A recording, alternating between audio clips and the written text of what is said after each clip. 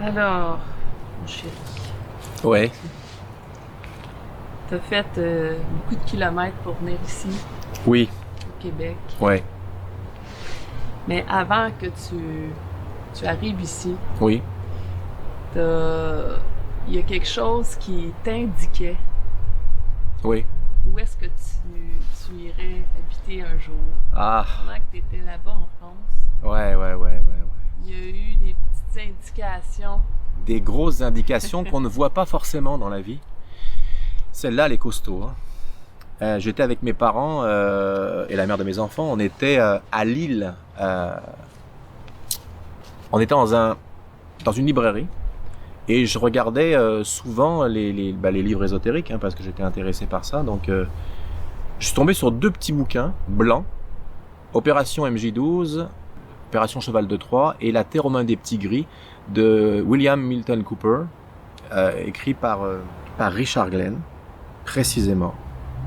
Donc j'ai eu ces livres dans les mains. Quand je suis arrivé à la caisse, la caissière m'a dit « Vous avez trouvé ça où ?» Je dis « Dans la rangée ésotérique. » Elle dit « Parce qu'on les vend pas, ces bouquins-là. » Je dis « Pourtant, ils sont là. » Elle dit je sais pas, je peux vous les faire à n'importe quel prix. Comme si quelqu'un avait déposé. Ton regard avait vraiment exactement, direct dessus. exactement. Et puis pourtant ils étaient dans une rangée, ils n'étaient pas face à moi, ils étaient vraiment. J'ai dit c'est quoi ça? Ouais, ils sont minces en ouais, plus, donc on deux voit fascicules pas facilement. blancs avec un triangle dessus, etc.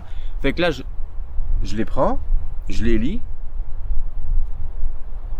Je vois dedans qui parle de gris, etc., etc. Donc je me dis waouh, c'est vraiment impressionnant.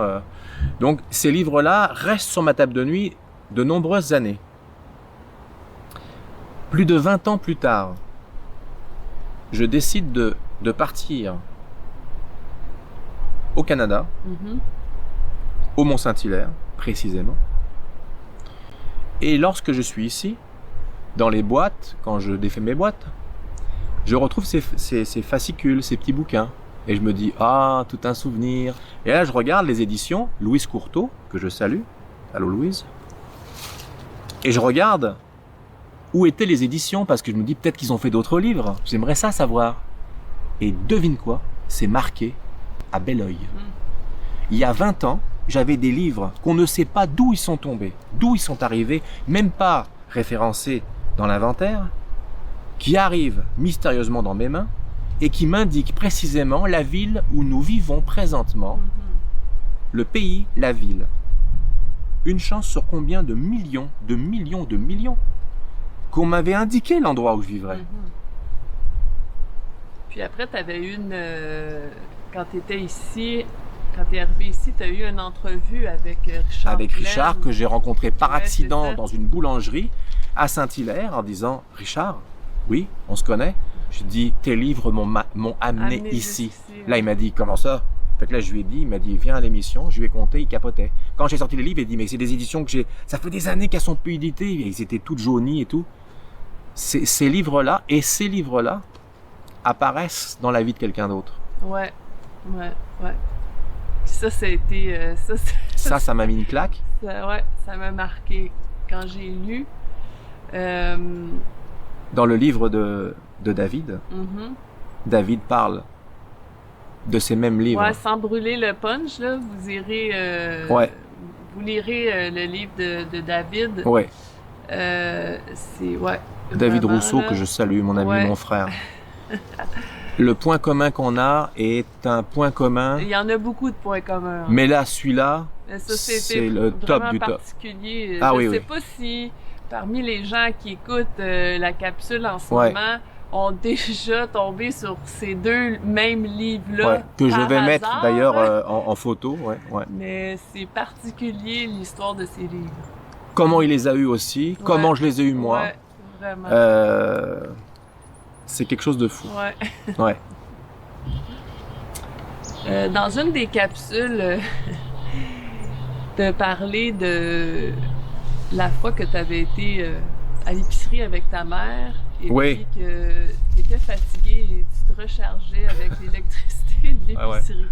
Ouais. Donc, tu as un lien particulier avec l'électricité. Puis, on sait que plusieurs personnes qui ont eu des contacts extraterrestres ont souvent des particularités, des liens particuliers avec l'électricité. Oui. Toi, t'en as aussi. Je vous dis, mes amis, faut pas faire fâcher Jean-Charles parce que vous aurez plus de cafetière ou plus de sèche-cheveux.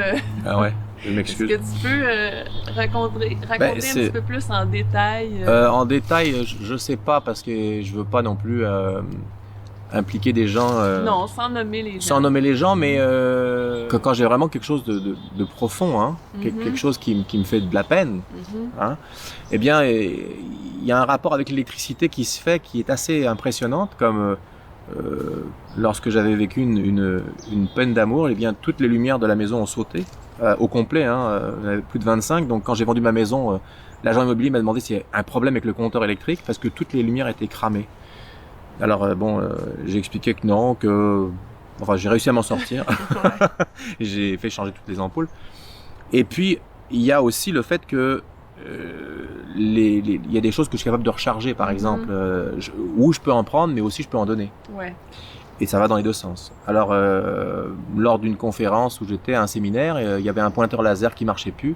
J'ai demandé à la personne de me donner les batteries, je les ai tenues quelques secondes, il les a remises et il a pu finir sa conférence. Et finir sa conférence la journée et le lendemain. Tu vois, et le lendemain. Donc ça, c'est ça. Mais il y a plein d'affaires comme ça. Les batteries de tes enfants aussi, avec leur voiture télécommandée. Ouais, effectivement. Ou les ordinateurs aussi. Ah, bah oui, les ordinateurs avec mon ami, malheureusement, ouais. Mais même les ordinateurs des enfants. Oui, quand ils fonctionnent pas, je pose ma main et ça redémarre. C'est ça.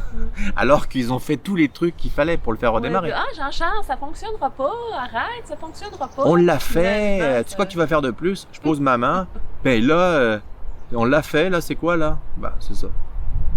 Avec l'électricité, et puis beaucoup de choses, par exemple, mais c'est ça, c'est toujours un rapport avec mon état d'âme, en fait. Quand je vais pas bien, soit je recharge, soit j'explose.